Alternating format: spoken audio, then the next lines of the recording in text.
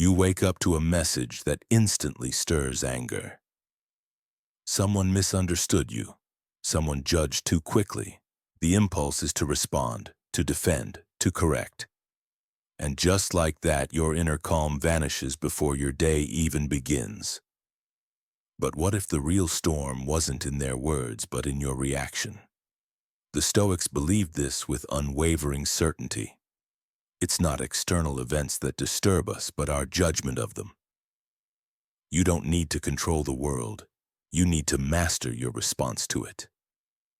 Picture Marcus Aurelius, emperor of Rome, surrounded by betrayal, war, and constant pressure. Yet in his journal, he repeatedly reminded himself, "You have power over your mind, not outside events. Realize this and you will find strength." That's the doorway to emotional mastery. It doesn't begin with advice or with someone else changing. It begins the moment you say, "I don't have to lose myself just because the world forgot who I am." In Native American tradition, leaders were trained to listen long before they spoke, to feel emotion without being consumed by it. Their silence wasn't passivity, it was power. They knew that acting from emotion often caused harm, but acting from presence created peace. That's the secret. Between what happens and how you respond is a space. And in that space, you can choose to stay grounded. Imagine someone cuts you off in traffic or insults you publicly. The average mind reacts immediately, but the Stoic trained mind pauses. It asks, "Is this worth my peace? Will this matter tomorrow?" If the answer is no, the emotion doesn't win. You do. Most people live as slaves to their impulses. They say, "I couldn't help it." But the Stoic says, "I didn't let it." That's not cold. That's strength. Emotional mastery isn't about suppressing your feelings. It's about understanding them so deeply that they no longer own you. It's about staying rooted in the face of fire. So today, when the world throws its chaos your way, don't try to calm the storm. Calm yourself. Let the storm pass through you. Because that's where true control lives, not in changing everything around you, but in mastering everything within you. Every reaction begins with a spark, a word that stings, a situation that surprises, a moment that pressures you to act before you think. Most people leap from spark to fire in a heartbeat. But the Stoic mind doesn't ignite so quickly. It pauses. In that pause is power. Epictetus taught, "It's not what happens to you, but how you react to it that matters. And how you react depends on whether you own the moment or let it own you." The modern world demands speed, instant replies, fast decisions, emotional responses broadcasted like performances. But the ancient Stoics understood something deeper. Wisdom grows in stillness. That moment of pause isn't a delay. It's a decision. Imagine a disagreement with someone you care about. Your heart races, words line up at your tongue, ready to fire. But you stop. You take a breath. That single breath is your first act of freedom. You are not a slave to your feelings. You are their master. In native teachings, warriors were judged not by how loudly they spoke, but by how long they waited before they did. Silence wasn't emptiness. It was intention. The wise understood that when emotions lead, reason disappears. The pause allows your higher self to step forward. Most people feel first, speak second, regret third, but the Stoic seeks to reverse that. Observe first, reflect second, speak last. And often in the space created by a pause, the need to react disappears altogether. That doesn't mean being passive or disconnected. It means being deliberate, conscious, rooted. The next time something provokes you, imagine time slowing down. Imagine your inner hand reaching out and pressing a quiet button. Pause. And in that moment, ask yourself, what would the best version of me do right now? The pause gives you space to remember your values, to choose patience over pride, understanding over reaction, calm over chaos. Emotional mastery isn't silence out of fear. It's stillness born from strength. It's the quiet confidence to know that just because you feel something doesn't mean you must act on it. Practice the pause. Make it your habit. Because within that breath you gain something the world can't give you and no one can take from you. Control over yourself. And with that you shape not just your response but your entire life. You feel a surge of anger, a wave of sadness, or a stab of jealousy. And immediately you assume it's a problem to fix or a weakness to suppress. But the Stoics saw emotions not as enemies but as signals, messengers alerting you to what needs attention, not masters dictating your behavior.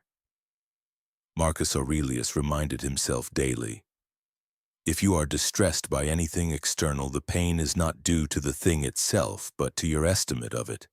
And this you have the power to revoke at any moment.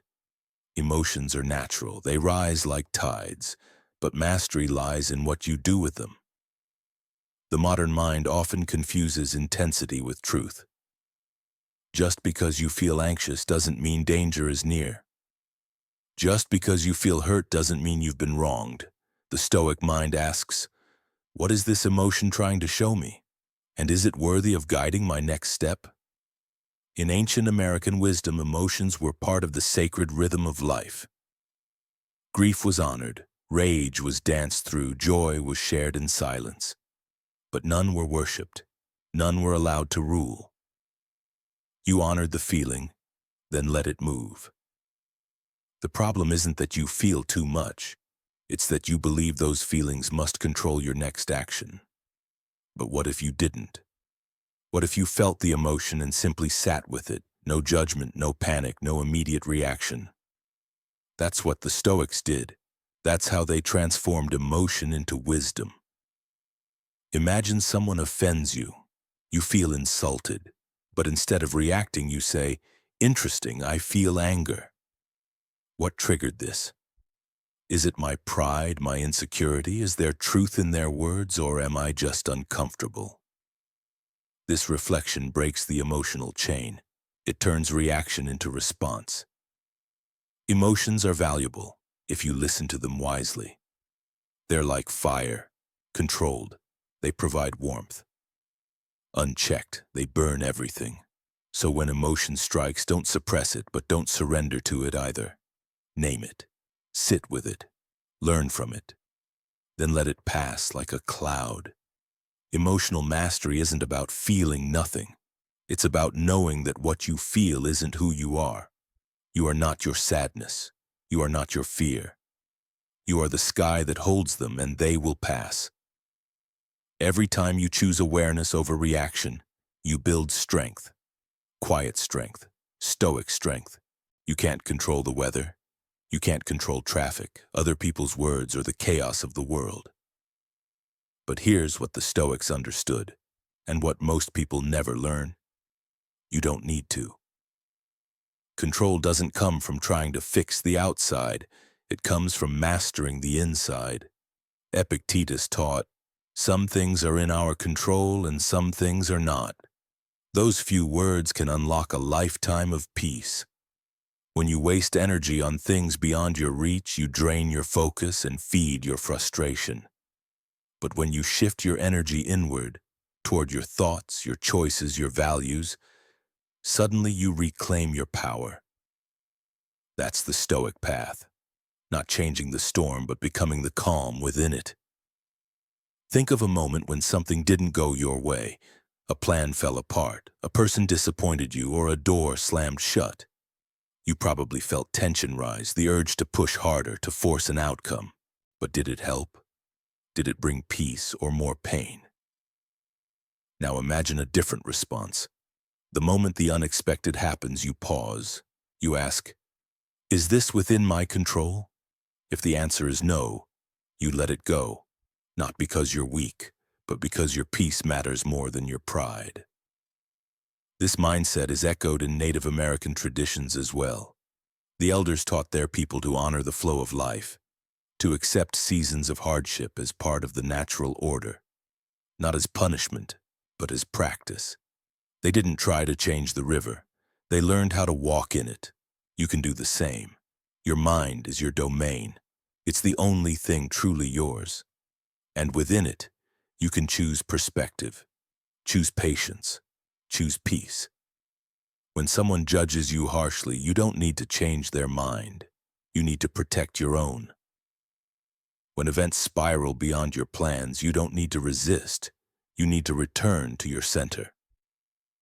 The moment you stop clinging to control over what's not yours, you start cultivating real power, the kind that cannot be shaken because it doesn't depend on circumstances.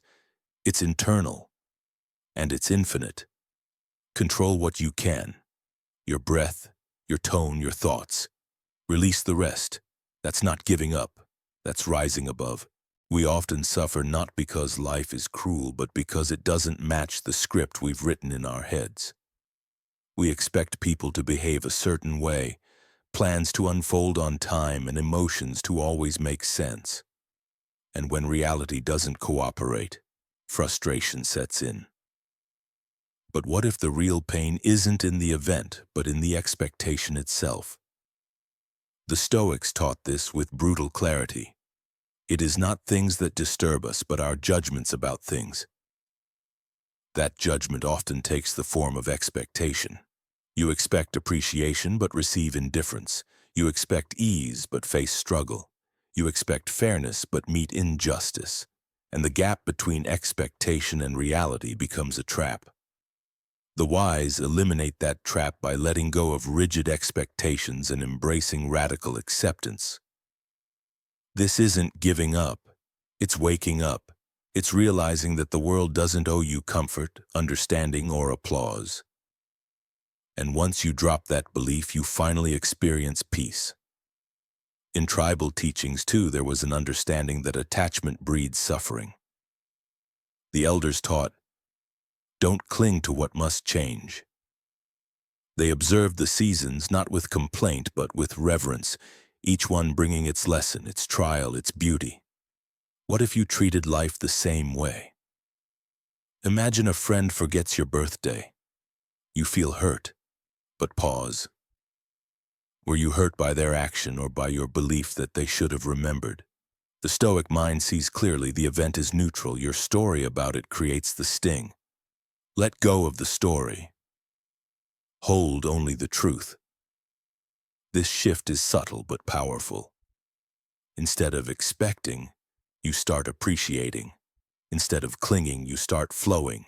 You stop trying to control how others act and start focusing on how you show up. This makes you stronger, lighter, calmer. Because when you remove the weight of unrealistic expectations, you rise. You see life not as it should be, but as it is. And in that acceptance, you find a deep, quiet freedom.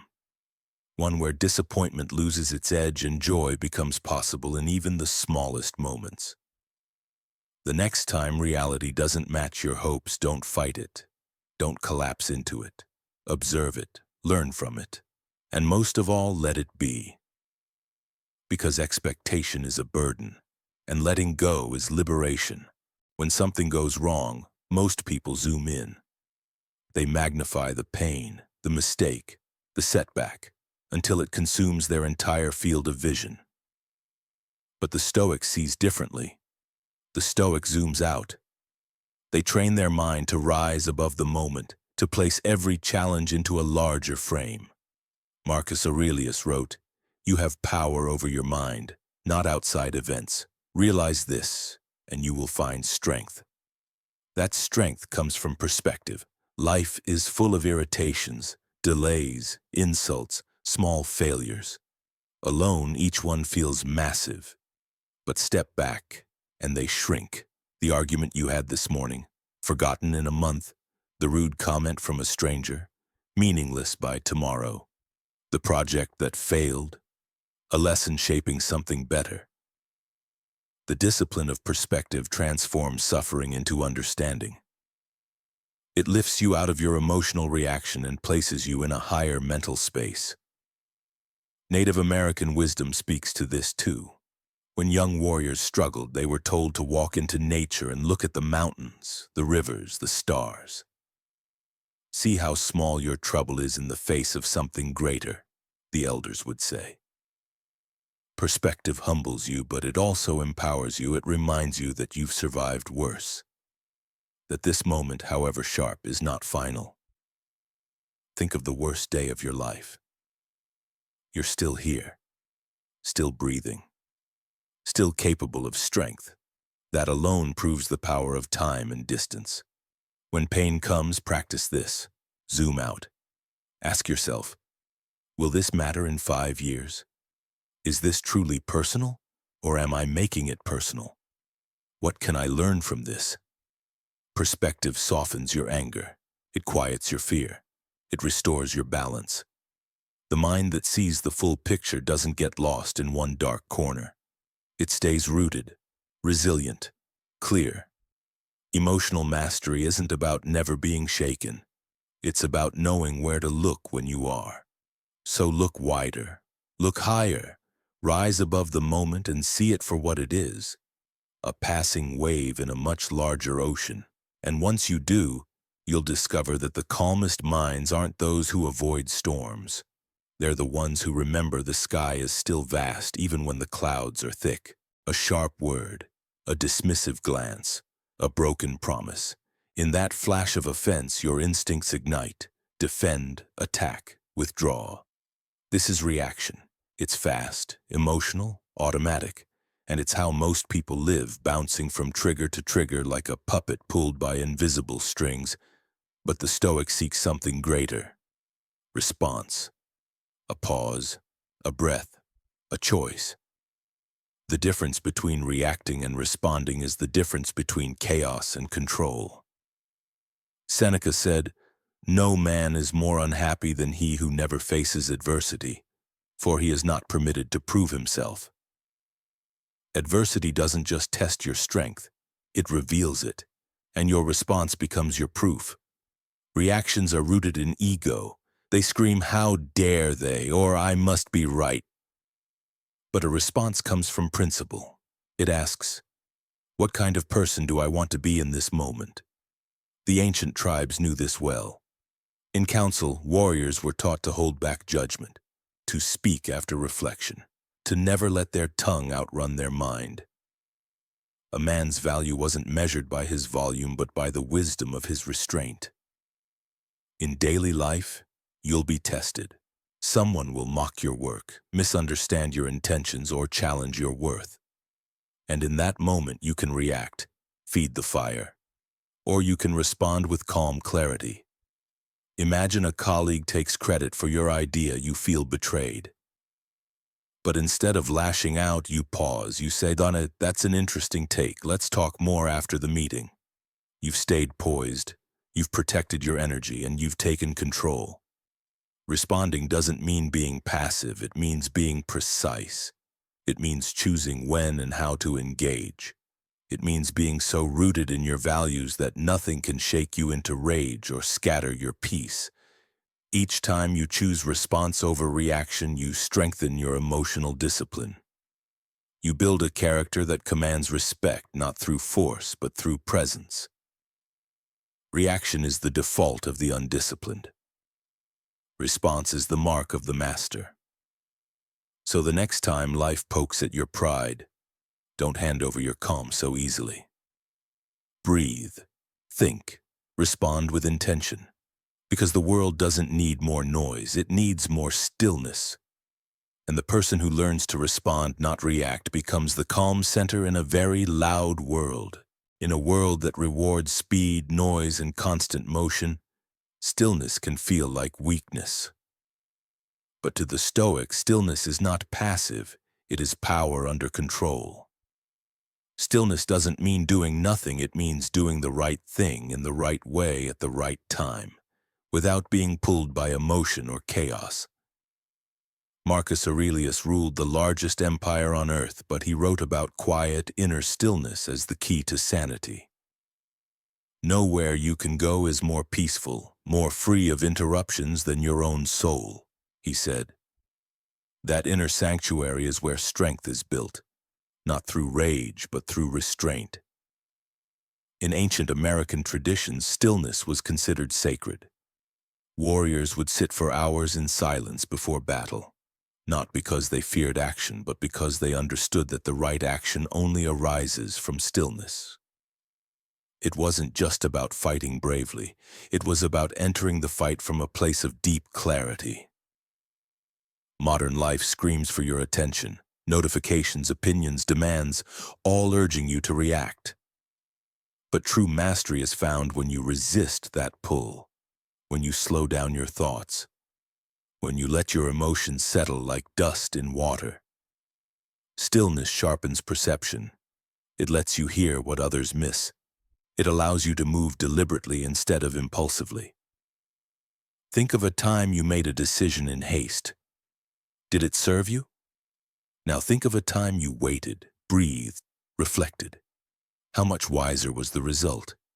Stillness is your reset button. It's the space where emotional clarity returns, where anger fades, where fear weakens, where wisdom rises. Imagine someone tries to provoke you loudly, publicly, maybe even cruelly. Your stillness is your shield. You do not match their energy. You let their fire burn out while you remain untouched.